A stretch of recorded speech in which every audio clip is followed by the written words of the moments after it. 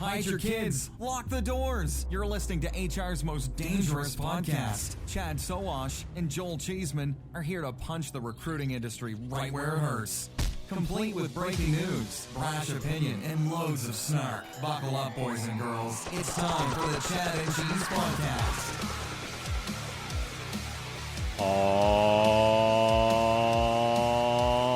yeah. The two guys who should have been the ones interviewing Vladimir Putin. What's up, kids? You are listening to the Chad and Cheese Podcast. I'm your co-host, Joel Rasputin Cheeseman. This is Chad, one-armed bandit Sowash. And on this week's show, Bob buys a Pinto, Jobster is back, and Neon Money Club wants you to score. Let's do this. Hospitality is the heart of our society. It brings people together to share great food, drinks, and experiences. But successfully managing a restaurant or hotel is no easy feat. That's where Harry comes in. Harry is the frontline employee experience platform that helps you build, manage, and engage great teams. With Harry, managers can easily find and hire top talent, manage timekeeping, and communicate with employees at any time from any place. Candidates and team members can quickly and efficiently apply for jobs, swap shifts, and access important information entirely from their mobile devices. And Harry's robust employee engagement tools make team members feel more connected than ever. With Harry, as an owner or operator, you get a bird's eye view of your business, from turnover cost, labor cost, employee sentiment, compliance risk, and team performance. Run your business better by understanding the power of your people. Because when your team is the heart of your business, Harry is the heartbeat. See how it transforms your business.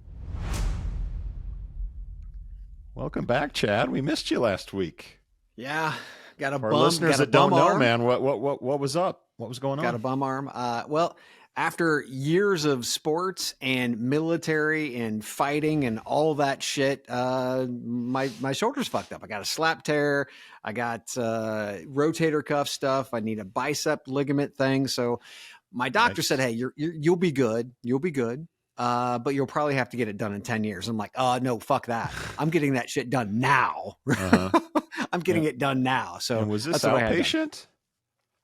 Oh yeah. That sounds like a lot of stuff. Yeah, but I mean, Bicep, shoulder, like I came home. They did a shoulder block on me. So if you do any type of shoulder surgery whatsoever, if they ask you if you want a shoulder block, say yes. That's a definite. But I had a shoulder block done. I came home. The shoulder block wore off. I thought I was going to be in major pain. I literally have not taken any pain meds. The modern medical establishment is wonderful, at least right now, knock on wood. But I want to thank Serge for stepping in for me. That was nice of him on a short note. Did you appreciate his Chad impersonation? I did. No, I appreciate that. And everybody needs that. Like at first, and like, okay, I've got what I need. Now we can go on with the show. Yeah. Gotcha. So a nerve block is what I should ask for. Yeah. There's a bundle, a nerve bundle there, and they just hit it with a bunch of, pain blocker. So not the cock block is what you're saying. I shouldn't. No, that's what you're used to. But no, I would go beyond. Yes. You're bad. You're so bad. You're so bad. All right. Well, I hope you were okay to watch the game, the big Super Bowl. What was your take? America needs to know what your takeaway was from the game. Yeah. My prediction was a lazy prediction, 21-28, Kansas City. Kansas City ended up winning 22-25. Yeah. It was a defensive struggle. The first quarter was brutal. I mean, they were filling each other out. It was like a first date in a Pinto, right? I mean, at the drive-in. But Mahomes, he had 333 yards, 8 different receivers. None of those receivers went over 100 yards. Mahomes was the rushing leader for Kansas City. Then Brock Purdy for the 49ers, he had 8 different receivers. None of them went over 100 yards. McCaffrey didn't even get 100 yards. So, I mean, that just told you how damn good those defenses were. Those quarterbacks, premier quarterbacks. And I mean, Purdy he's a new kid, right? But he's playing damn good ball. And they had to do a lot, and they had to use a lot to be able to win, especially Kansas City. Yeah. So game wise, I didn't think it'd be high scoring. I predicted 24-21, so 22-25 is pretty damn close. To being exact. But people were saying like 38-34. I said, I don't think it's going to be, these are good defenses. Yes. I just always thought that, and this is what the best quarterbacks do when the game is on the line, when it's like, you got to get the first down, you got to get like Mahomes is that guy. And when you said the rushing yards, it was that rush he had on third down, I think, that really put him in position to make the move at the end. So it was a great game. You don't see many overtimes. That was awesome. There was a lot of criticism of Romo at the end, who started like mansplaining overtime and didn't give like the color guy the chance to really call the play, sort of a la Bird steals the ball, or something like really historic. So I was kind of funny for me, Romo wise. What do you think of the commercials? You know what? I hated the fucking commercials, and here's why. It seemed like they never stopped. Is like CBS was they were using their commentators and their early NFL show guys to do commercials too. So you never knew when you're in a commercial and you're like, oh fuck, it's another commercial. So it's like they never stopped. And it's one thing that I've noticed in watching a lot of European football is like they don't have commercials hardly at all, right? So when they start watching American football, they fucking freak out because it's nothing but commercials. And that's what I felt like. I was like, Jesus, this is the first time I've actually watched a Super Bowl where I didn't want to see more commercials. Wow. Usually I want to see the commercials because they're spending so much money, so much brain power. This time I'm like, fuck, this is horrible. Stop this. Just play the fucking game. Well, again, that's defenses. So when it's all 3 and out, you go to a commercial break, and they kept going to commercial breaks because the defenses played so well. I agree that they just sort of bled together. Like every time you looked up, there was more commercials. There wasn't a lot of, I'm on the tip of my seat waiting for more commercials. But I will say, like, I did love the BMW walking, talking like walking. And partly because he's part of our show, technically. I did love the DeVito Arnold reunion, a la twins in the State Farm, like a good neighbor, and then no, it's neighbor. That was pretty good. No, neighbor. I felt like Bud Light got it right with comedy. That's what they should be doing, making us laugh. So the beer genie, and then they threw in Peyton Manning, like they should have, like. He doesn't belong here, but now he is, as opposed to like he's throwing Bud Lights to people. And then I did love, because you and I both really liked a few years back the Audi commercial with the girl who was the race car driver. Like I certainly choked up. And this year, Dove had their Hard Knocks commercial where they talked about girls and being very conscious about the way they look and their bodies. And that 45% of girls leave sports by the age of 14. And Stella has gotten out of volleyball, oddly enough, at the age of 14. And I know Emma also at a similar age got out 14 of soccer. So so that kind of hit home for me, like, oh, am I missing something? Like, obviously we're blind to everything. So I thought, oh man, is this a thing? So it got me really thinking, which most commercials do not. So shout out to those commercials. The halftime show, I don't know what to think of that. It was so over the top. I liked it, but then it was so over the top that I'm like, damn, just play the songs, man. Like he's on roller skates. He's taking his shirt off. He's got like an ab shirt that glows in the dark. I thought he was going to eat it. I thought he was going to totally bite it, dude. So when he came out at first and he had that, like the mic that he had on wasn't working. And then he did a change, and then he had a handheld mic because they're like, your shit's not working. Here's a handheld mic. Yep. Then everything I think was awesome since then. Luda came on. I mean, he just had I really liked it. And, usually I'm not a big halftime show guy other than Prince. Prince does his halftime show was the best of all time, period. But I liked it. Yeah. If you're going to like do one up on Usher and skates, you got to do high heels with Prince in a rainstorm. Like, dude, how he didn't slip blows me away. But pro, dude. I liked it because I couldn't take my eyes off of it. Usually on these things, like I'll kind of look away, and if I know a song I like, I'll check it. Like I was glued. Who's next? Who's coming up? What's going to blow? Like what's going to happen? So all around, it was A+ Super Bowl, I think, from the game to the. You hate the commercials, so that'll be a ding on you. But the halftime show was all. It was all good. It was all good. It's like a weekly show of Chad and Cheese. But yes, you only get it once a year. I've also gotten spoiled because when I'm in Europe, I watch all the games in their like encapsulated form on YouTube, so they're like 13 minutes long. And now I'm getting kind of like in that no commercial kind of vibe. Yeah. But yeah, no, it was a great game. I really enjoyed the game. I love defensive battles. Winning. All right, let's get to some shout outs. We got some show to do here, Sowash, and there's a lot to talk about. Shout out. I'm going to start with Waymo.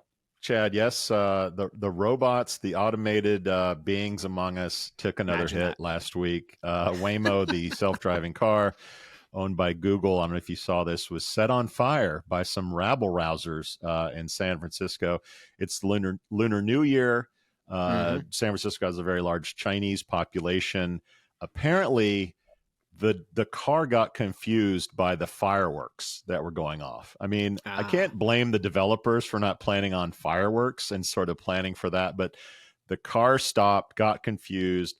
People said, let's break windows, let's set fireworks off in the car, which then set the car on fire. And there's tons of images and video, like people were taking tons of video. Everyone was really good about hiding their face. So everyone's kind of onto the self-journalistic trend that's going on. But damn, Waymo, man, that sucks. And we keep talking about this, whether it's the janitorial Walmart robot that someone takes a Louisville Slugger to, or the wheeled food delivery robots that people steal food out of and take a dump in and ride around town.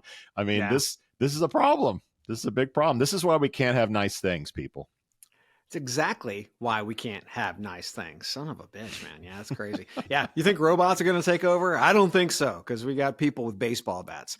Okay, my shout out goes to our favorite Scot. That is Stephen McGrath for starting Welcome to All Things Scottish. Our slogan is, if it's no Scottish, it's crap! For starting a new position as product experience manager, have no fucking clue what that means, at Poetry on March 1st. And I'd like to say, Adam Gordon, my friend, for the love of God and all that's holy, please get Stephen off the damn couch and get him to work, because this is the kind of shit that he is sending me.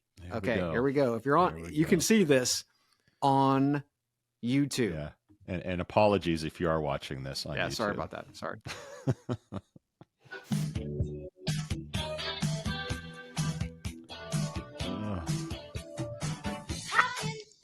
My eyes.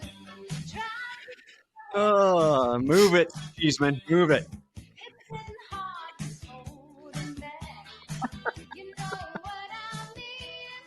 All right. Enough of that. My eyes.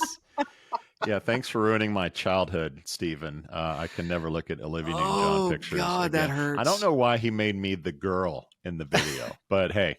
I think we all know. I think we all know. Hey, when you got it, you got it. You know what I'm saying? Sometimes you're just sexy. Yeah. What's Stephen's title again? How many bottles of scotch did they go through before coming up with Experience that? Manager. So PXM.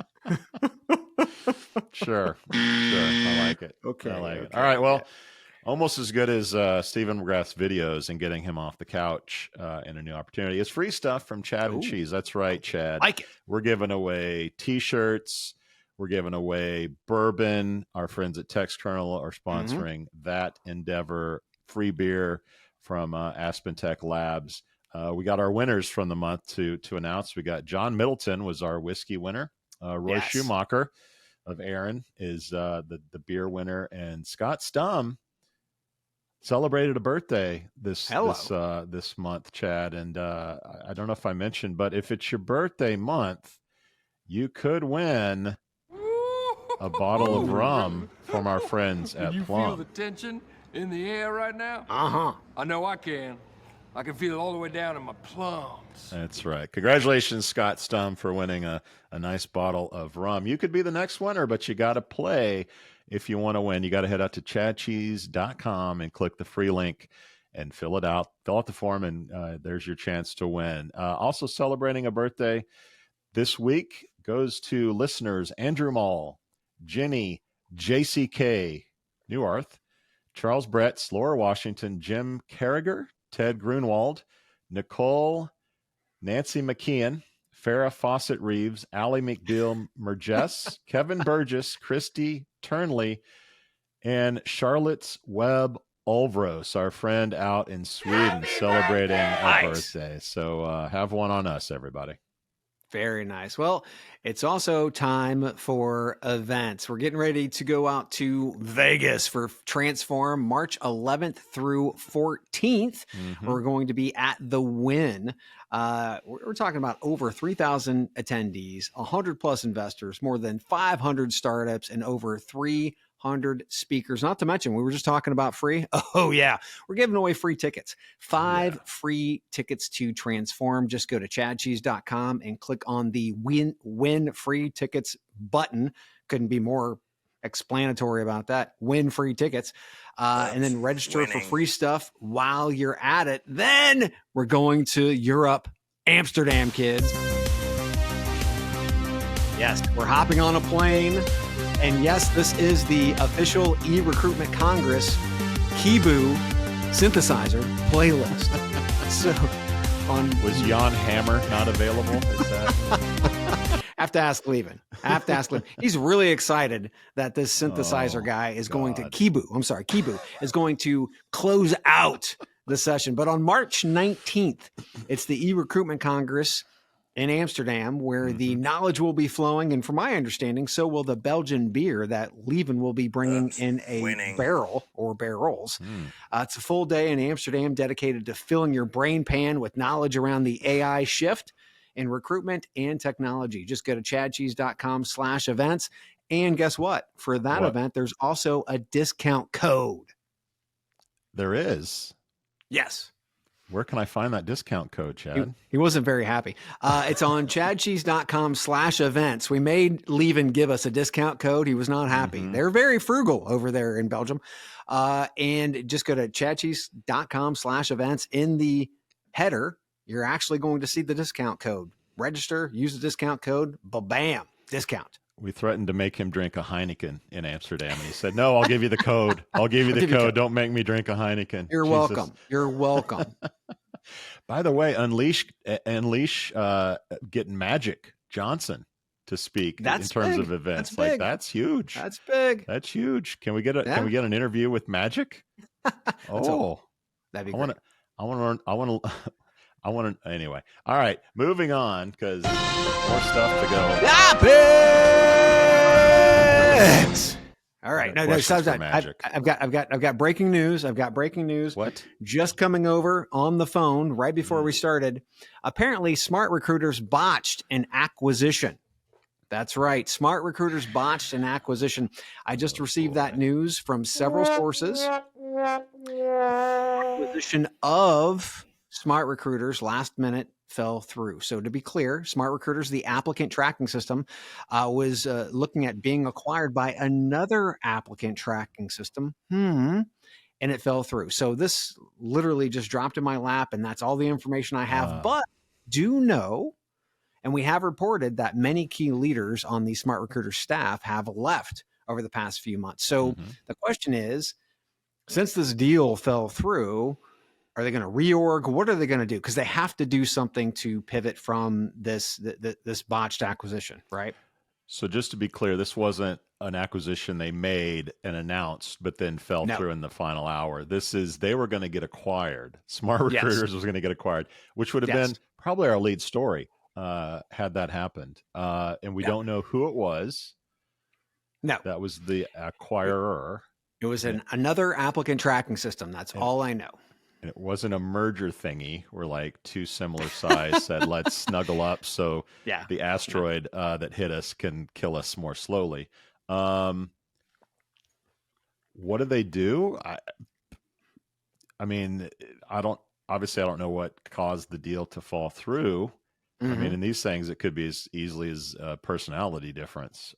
So if the business is okay and worth a look, there's no question these ATSs are going to consolidate. I mean, we're seeing it with Lever. I mean, we're seeing this. It's going to happen. Employ here at home with Jazz, and it's going to happen. So someone's going to buy. They're not going to go public. They're not going to. No. They're going to be acquired. It's probably more of a merger thing that's going to happen. iCIMS could be on. I mean, iCIMS had leadership change, so they have money behind them to do that. I mean, a Workday. I don't know, but people are going to take these pieces off the board, and Smart Recruiters is one of them. Apparently, it's going to happen eventually, whether it's this acquire or not. Well, we will have more information, I'm sure, in coming weeks. But again, this literally just hit my phone, so I wanted to be able to throw out that there. This is rumor. This is rumor, right? Let's put that out there. It's nothing. No news releases. I've got more than one source that came to me with this information, so it is a rumor. Although I have had several sources come to me with the information. Okay, interesting. Well, maybe HiBob bought, or the deal fell through with them.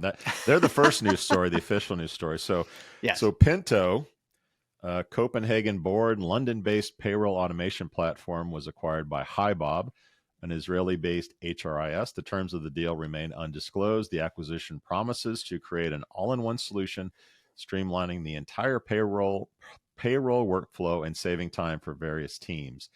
Founded in 2017, Pento had raised around $54 million.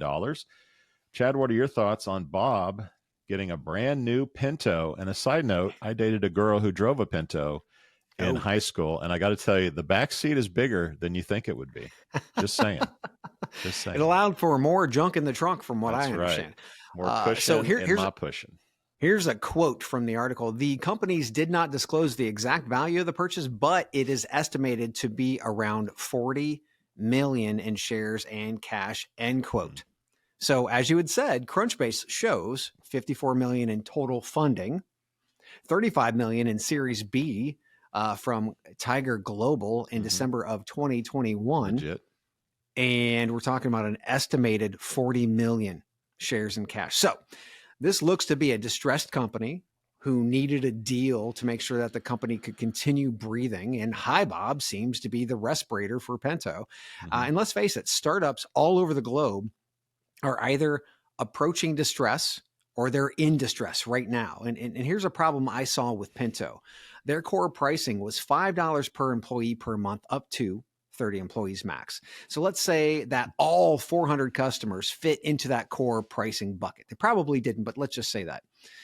That's $60,000 per month, or I'm sorry, 60,000 pounds per month at 720,000 pounds per year. Not even £1 million per year.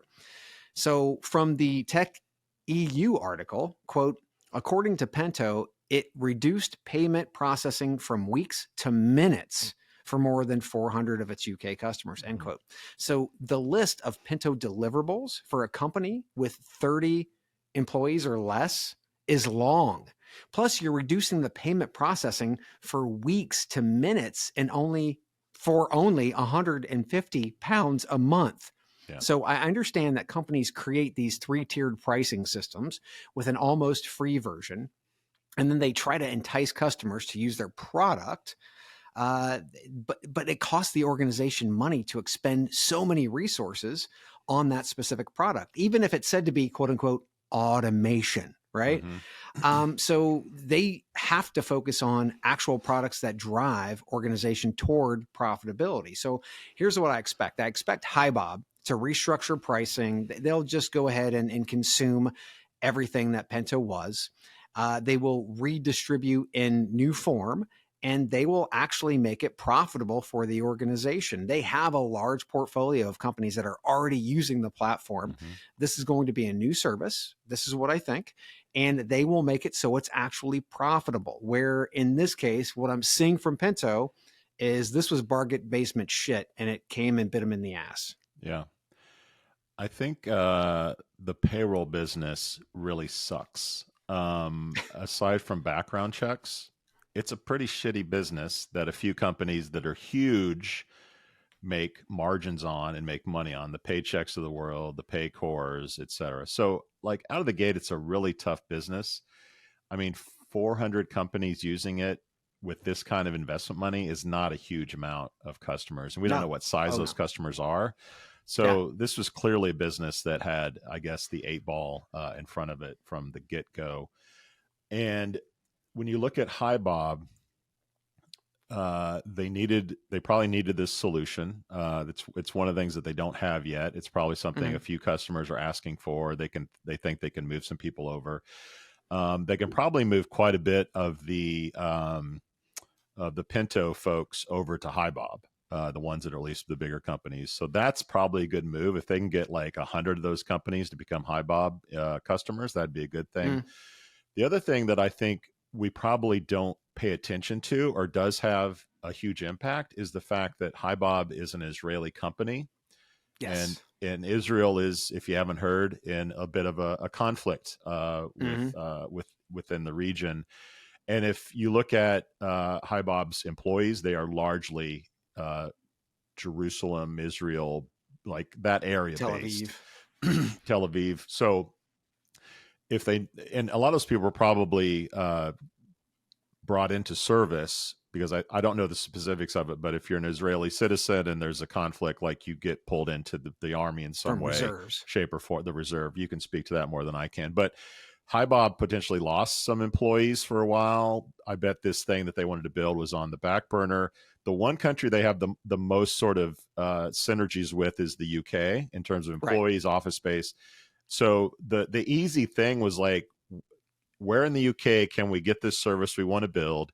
Where can we get some talent? Because our talent is busy or the things are going on. There's volatility. They don't have a footprint in the US yet like they want. So that wasn't an option to me. So my take on this is like, yes, we want to build this. Our talent is strained as it is. Our resources are strained. Where can we go shopping to get people in a country we know and a service and solution that we need? And Pinto, to me, was probably the perfect fit at, like you mentioned, the perfect price. The stars aligned, and this deal was done. Yeah. Right. And Pinto was a UK only organization, right? And I know the UK is a country, but it's one country in Europe. So again, I think we were talking, and again, this is my opinion, taking a look at the pricing models, monetization models, those types of things, the money they've taken, and then also their total addressable market being the UK, and then understanding the size of the SME market there in the UK too. It just seemed like it was not born to succeed in the first place. And this is, if I have any message to startups out there, is if you are a technical founder, that is fucking awesome. Yeah. But get somebody in who understands marketing, get somebody in who understands business models from a revenue standpoint, because you can build all the most gorgeous shit all day, but if you can't freaking sell it and make a profit, you're fucked. Yeah. And I don't think you can discount the pressure that like a deal is putting on these businesses, because people are looking at deals numbers and saying we need to like kick ourselves in the ass and get growing, or we're going to fall behind the companies that are doing it well. So I don't discount the pressure a company like Deal is putting on these businesses either. Another one. All right, Chad. It must be earnings season, because we got some quarterly filings that happen. Recruit Holdings reported a 1.5% year-on-year decrease in revenue during the third quarter of 23 due to a contraction in hiring activities in the U.S. and Europe. Revenue from the U.S. decreased by 17.7% year over year. Total job postings on Indeed declined year over year in the U.S. and many other countries where Indeed and Glassdoor operate, while job seeker activity as measured by traffic to and applies on Indeed and Glassdoor increased year over year. At DHI Group, the owners of Dice and Clearance Jobs, they experienced a 6.2% year over year decline in fourth quarter revenue, primarily driven by a 12.5% decrease in revenue from Dice. ZipRecruiter releases next week, by the way. But wait, there's more, Chad. There's more. Randstad reported an 8.6% year-over-year drop in revenue, blaming global economic uncertainty. U.S. revenue for Randstad fell by 15%, Canadian revenue by 11%, and U.S. staffing / in-house services were down by 17%. Monster revenue, in case you were wondering, and I know that you were, was down 12%. So, Chad, your take on the quarterly reports from some of our favorite companies.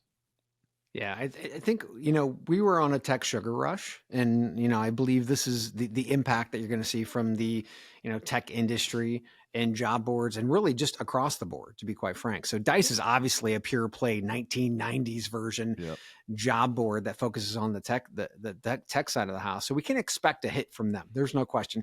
I mean, there is no innovation there. There's nothing but, again, 1990s job board tech. So we can't expect any much more from them. So if we're reading the tea leaves right, from the Indeed side of the house, they recently expended resources to create a tech network. That makes me believe a good amount of their revenue is driven off the tech sector itself, which would make sense because, again, there's drops in revenues. When you're getting higher prices for clicks on tech jobs than the rest of the jobs that are out there, and then you see it kind of like not really fall off a cliff, but they come down, not just from the amount of jobs technically, but also the price per click. That's a big issue, right? Mm-hmm. So we're seeing a lot of these organizations, even Randstad, let's say, where they were really milking it. They were milking this tech sugar rush. So this was to be expected. Are they still going to make a shit ton of cash and the CEOs make drive Maseratis and yachts? They're going to be fine. Okay. But at the end of the day, this was, we saw a big tech sugar rush, and now they're just coming off the tech sugar rush. Yeah. There's a lot going on here, and the last time we talked about the quarterly earnings season, it was similarly ugly for the job board space, and those were investment discussions that we had. But these are real numbers. Again, these are like Randstad is some serious decreases in numbers. So we have traffic going up, revenue going down. So that tells me that there's a lot of pricing pressure, particularly probably from the programmatic players, from what I'm hearing. And anytime there's a middleman in business, it's a race to the bottom. And I think with programmatic, it's like, okay, where can I get the cheapest clicks possible? And it's just like this gradual race to how low can we go on those pricing. I also think that companies are getting better at looking at their current workforce. How do we upskill these folks? How do we get them in the positions that we're looking for? I really do think that companies are getting the fact that we have people. We need to do a better job of skilling them into new jobs. And I also think that companies are getting better about looking at their databases and figuring out how do we find people that were silver and bronze medalists 6 months ago, and bringing them in and bringing them in as employees. So we don't have to post a job and go through the whole hiring and interviewing process. I think companies are getting sort of used to the fact that LinkedIn is going to be where we source some people. So before we post that job, let's look and see if we can find someone on LinkedIn. And I think big picture wise, we're seeing data that's showing that the job hopping of the post-pandemic world, where everyone was getting a 25% increase in pay, that is slowing down. So people are staying at the job longer. They're not jumping ship as quickly as they used to. And I think that's having an impact on companies not having to post jobs as much as they typically would. And ultimately, we are the Four Horsemen. The Four Horsemen and other things nipping at the heels of the job board space continue to feed, if you will. We'll be right back.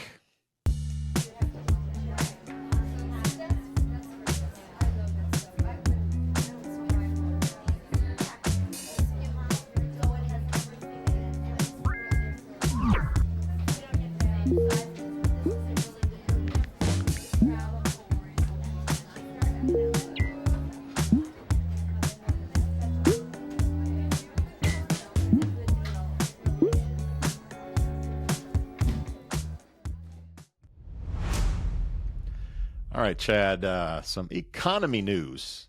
Can I interest you in some of that? The Biden administration announced a $5 billion investment to support research and development in advanced computer chips. Despite local efforts to address labor market concerns, the U.S. semiconductor manufacturing industry faces challenges in attracting and retaining talent. The new initiative aims to reverse the industry's decline and boost domestic production of advanced semiconductors. But cool your jets, man.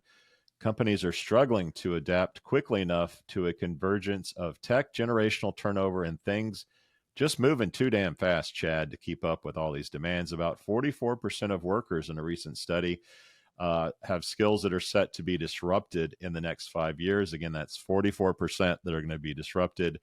And about 60% of workers will require training in the next 3 years. This all seems bad to me, Chad, but what are your thoughts? Well, first off, let's hit up the U.S. government side of the house, which is doing exactly what it should regarding research and development and innovation, much like the U.S. government and DARPA created the internet. Yeah, the U.S. and DARPA did that, kids. It's interesting that people everywhere forgot that the current velocity of today's technology can be pinned directly to the U.S. government creating the internet, which not only, helped the U.S. economy explode, but economies across the entire globe.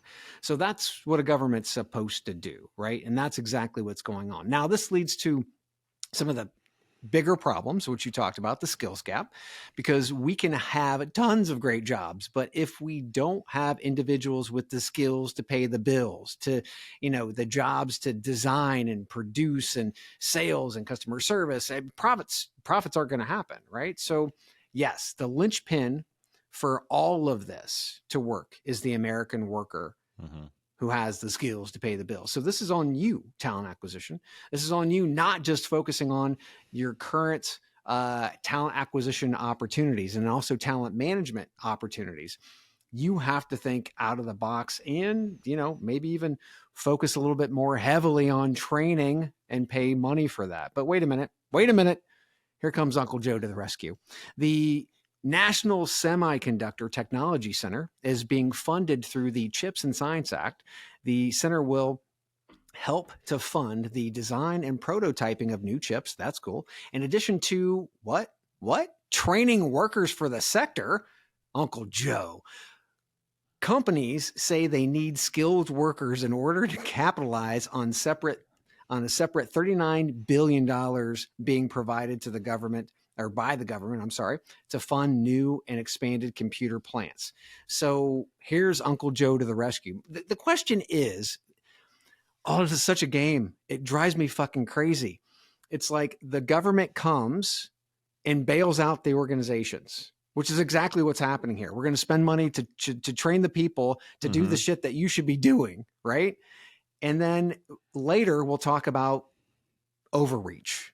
Yeah. And we'll talk about how the government needs to stay out of our stuff. And it's like, guys, there's got to be some type of balance that's happening here, because every time the government comes into play, it seems like they're bailing you out. The companies who are making historic profits are getting bailed out. Yeah. I think that my take on this is it's trying to speed up the clock. We have geopolitical issues with China. Taiwan is the major producer of a certain chip that the world needs to do all this AI stuff. And if Taiwan goes under for some reason, the free world is kind of in a pickle, to say the least. So the government does what government does. They go, okay, China's a threat. If Taiwan goes away, we're in trouble. So let's pass a bill that says we're going to fund companies setting up shop, setting up chip making, setting up technologies here in America, which is all good. Political fodder for people that love that stuff. We're going to set up a warehouse or a building in Ohio, and they're going to love it. And companies are going to get behind it, and it's going to be great PR, and they're going to get their picture in the local paper, and people are going to love it. And then they found out, oh shit, we don't have people to do the jobs that we are paying the businesses to stay in the country. So the companies go to government and say, okay, help us get people, help us get like what's going on. And unfortunately, Taiwan was a source for early employees. It was like, let's get some visas to these Taiwanese chip makers. And lo and behold, Taiwan, that's why. Well, Taiwan has their own challenges to fill seats in these organizations. So it's like, okay, well, we can just wait 20 years and fill the jobs that we have and deal. Well, we don't have that much time, right? So government, the good part of government is like, let's speed up the clock. Let's gin this thing up. Let's inject some cash, and let's get people excited and energized around this initiative. The specifics are pretty sparse. Exactly what are we going to do? But dude, I'm all for the onshoring or reshoring of chips and technology and robotics and all that stuff, because if we rely on China or places that are dangerous, like that puts us in a dangerous place, and I'm not down for that. So to me, this is a security issue more than it is like, let's bail out the banks or let's bail out the car companies. Like, to me, this is a genuinely important issue in terms of the security of the country. I don't know how you feel, but like, to me, this is $5 billion on our security, not $5 billion to bail out companies and just wasteful spending initially. But it totally is, because when we take a look at when the pandemic happened, we had automakers, we had companies, obviously, who they had no contingencies in place at all. They had one place to get one part, right? And that part, or that chip, they needed to run the entire system on a car or what have you, right? So we're actually doing business in an incredibly irresponsible way. Although making a shit ton of cash that's going directly to the C-suite, going to the shareholders, right? And not going to the actual people doing the job. So the greediness of decades of trickle-down economics ensured that money would no longer be spent to upskill employees. Remember when we used to do that? We used to spend a shit ton of cash every year because guess what? It helped on the taxes. Yeah, that was why. That was before trickle-down economics. But now it goes directly into the C-suite and shareholders' pockets. So the American people have to bail out the companies because they're pushing profits to share pretty much the 1%. The 1%. And there's a study by the RAND Corporation that showed that decades of trickle-down policies impacted redistribution of about $50 trillion of wage growth from the bottom 90% to the top 1%. So as we talk about economics and workforce economics, this is a pure bailout of irresponsible corporate dealings, period. It's worked so well in the past, though, Chad. Doesn't anyone notice this? I feel like I'm taking crazy pills. And speaking of crazy pills, Chad, they're back. Jesus. Jobster. Yeah, I said Jobster, first made famous in the mid-2000s, behind eccentric founder Jason Goldberg, is back from the dead. The domain was sold around 2010 to a company called ThePoint, which is now a holding page for a WordPress blog, quote unquote, about philosophy. Somewhere around 2018, ThePoint shut things down and it lay dormant until now.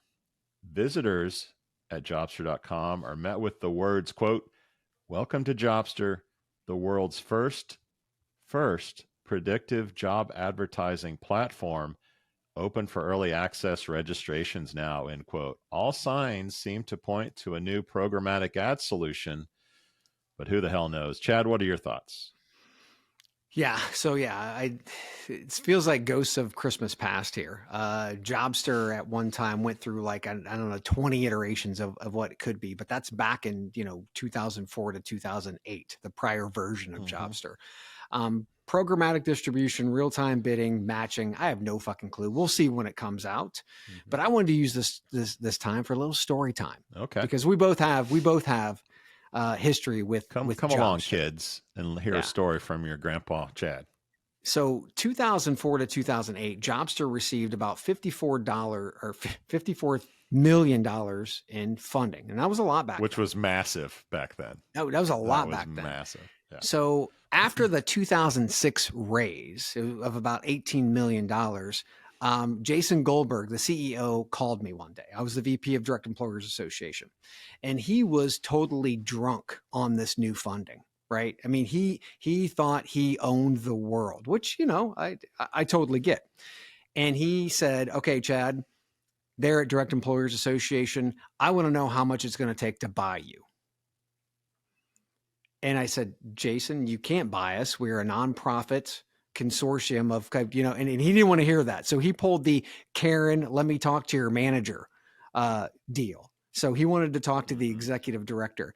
And it was just funny that back then we're seeing what we've seen now, a lot of these companies who are now considered unicorns, who are drunk on the cash. Some of them are not doing so well. And we saw this back in 2007, 2008. And it's not just because the founder was, all over the place. That was part of it. But it seems like when you don't have focus and you're not managing your money and you've got your burn rate through the fucking roof, shit's going to go bad. And that's what happened at Jobster.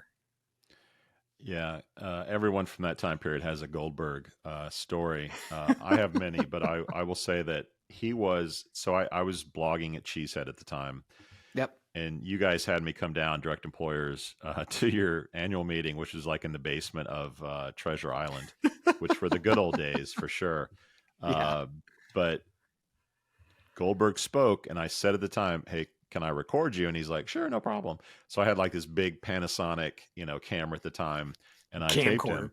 And this is his famous, like, Monster is NASCAR, Monster is a shit product. He totally killed Monster in his presentation. Yeah. I had it all on tape. It's still out there, actually. You can go to YouTube, I think, and search Jason Goldberg, Monster is a crap product, and see the video. But my site traffic and my brand took a spike up and to the right when I published that video. But yeah, the dude, he was a dick to employees. The alumni of the old Jobster are really successful now to many degrees. Now, if you're wondering about Jason is now peddling Web3 stuff at a company he founded called Airstack. He's still getting funding. It's very humorous if you look at his LinkedIn profile. You know how if a company has a logo, it's on LinkedIn and the logo's there and then the company. Yeah. And if it's no company or the company's like gone or whatever, there's just a building icon. Yeah. Most of his things are the building icon because the companies that he founded and ran into the ground don't have pages anymore. Yeah. So to present day here, I did a little bit of digging. This is a company owned in the Netherlands. Apparently bought this thing. It's a group of 3 guys. They have sites like JobBird, Student Job. They're behind a company called Young Capital and a tech accelerator called Dash. But really, we don't know a whole hell of a lot. We'll just have to watch how this thing plays out. My guess is these guys have no clue about the history of the domain that they purchased. They probably got on a secondary market, said, oh, Jobster, that's kind of cool. That sounds good. Yeah. And bought it and have no idea what kind of debt they're dealing with. But yeah, it'll be fun to see this thing come to life or not. I don't know. But Netherlands, maybe they'll have some, Kibu on the site when you go to it. Come to the e-recruitment Congress and let's sit down for a chat. All right, God, let's take a quick break from all this nostalgia. LinkUp is the leading provider of deep, accurate, and actionable labor market data. Unique in that we only get job listings from the one source of truth, the employer's website. By going to the source, we avoid all the duplicate and expired job listings that plague job boards and thereby other job data sets. Our data offers the clearest window into employers of all types and sizes throughout the world for an ever-growing number of use cases and applications.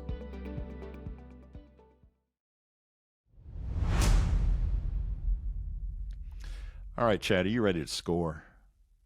Ready to score big? I have no clue what that means. All right. I have no clue what that means. Neon Money Club. What? Yeah. if you see a company called Neon Money Club, hide your wallet and clutch your pearls. Anyway, yeah, they're a fintech platform, and they've launched a new dating app called Score, which requires users to have a credit score of at least 675. Users will be able to apply for access, and those denied will be directed to resources to improve their financial literacy and credit scores. Well, that's nice of them. That's nice of them. The app is only available for a limited time and has received mixed reactions, as you can imagine, due to its exclusionary nature, with some viewing it as aspirational and others seeing it as perpetuating class divides. Neon Money Club has raised over $10 million in venture capital and is the first Black-owned tech business to launch a credit card with Amex. Chad, are you ready to score, or is this thing an air ball? So did I get this right? This is a dating app, a matching on credit score. Is that what I got? You can only join if you have a certain credit score or above, which is 675. Which is a dating app, though, right? Yes. Okay. I don't understand what platforms like this. I mean, what's this saying about our society, right? I mean, we're a society that's in debt more than ever before. We're a society that in some cases have to have 2 to 3 jobs just to make ends meet. And then we talk about Instagram and social media, which is bad for kids and their self-esteem. Now, newly minted adults who are deep in debt are being rated on something as arbitrary and bullshit as a credit score, as a means to tell whether you're going to be a good mate or not. I mean, I just don't understand how these ridiculous ideas get any money whatsoever. It's crazy. I mean, this is, I think, an example of just how there's so many things that are right about the entrepreneurial spirit in America, right? Sure. But then you think about what's wrong. Here it is. Shit that should never, ever exist. Guess what? Here it is. What are you doing, step bro? So it's not a new idea. Exclusionary. There's a dating site called The League, which is mostly Ivy League graduates, sort of an upper crust. Now, you get on a waiting list with them, and they approve you or not, which tells me they're probably letting a lot of women in, and like only guys that have Ivy Leagues and whatever. So, of course, I mean, look, it's no secret. Women are looking for a guy who is financially secure. Cancel me or whatever, but like that is something that women probably look for. I'm sure that they do. Dude, at 20, were you financially secure? Let me finish my thoughts, man. Let me finish. I wasn't either. So yes, like they're going to exclude a lot of 20-somethings for sure, and maybe that's their goal. Maybe their goal is like, okay, all these young guys that are horny, they're going to fail the test, and we're going to funnel them into our financial services funnel. Maybe that's it. And that's kind of like, a bit of an evil genius kind of thing, if you will. Boner killer. But look, dude, I mean, Tinder is built on what I look like, kind of my basic interests. And if there's a physical thing, then I'm going to swipe right and see what happens. I can't imagine you're getting, no one's going to choose someone just because of their credit score. Like, you can't be a troll and have an 800 credit score and like pull chicks. Like, that's just not how this shit works. So I don't know, man. This is going to be like, there was an app called People back in the day where you could rate individuals like professionally, and it was like Yelp for people, and everyone hated it and it didn't work, and now it's gone. I assume that dating by credit score is not going to be a thing. I just hope that Apple Podcasts never require a certain credit score for this show, because the money is funny and the credit don't get it on Chad and Cheese. You know what I'm saying? We out.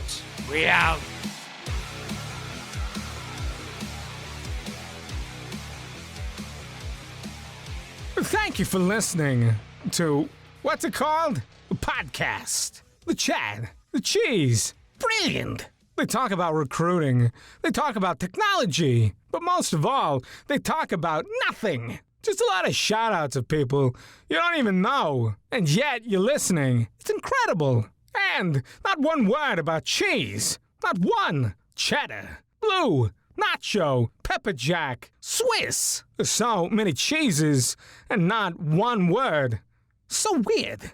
Anywho, be sure to subscribe today on iTunes, Spotify, Google Play, or wherever you listen to your podcasts. That way you won't miss an episode. And while you're at it, visit www.chadcheese.com. Just don't expect to find any recipes for grilled cheese. It's so weird. We out!